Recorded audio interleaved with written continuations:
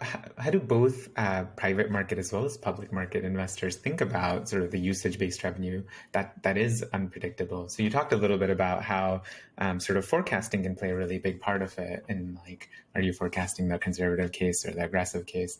But then just generally, it is sort of it's like only like quasi-recurring, in that it's not contractually recurring, but it does tend to recur. And so like, I don't know, what is your advice on like how, or not advice necessarily, but how do investors think about it, and what should CFOs and founders know?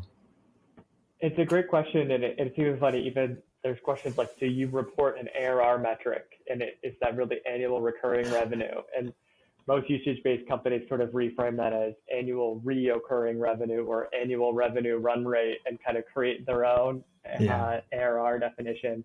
But to me, the thing is to really look at and say, hey, is this acting as if it's recurring or not, right? Yeah. And so if you have above 100% net dollar retention in your cohorts, where there might be some seasonal variability, but on average, does your customer base spend more next year than they spent the year before? If so, the business as a whole acts as a recurring revenue business, and you can get the benefits of that.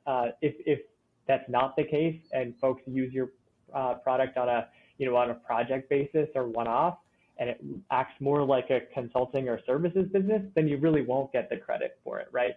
But to me, what I tend to find is that most usage-based businesses actually have above average net dollar retention rates. So when I've looked at public companies, the average net dollar retention rate in usage-based companies has been about 120% for the public companies, versus 110% for their traditional subscription tiers.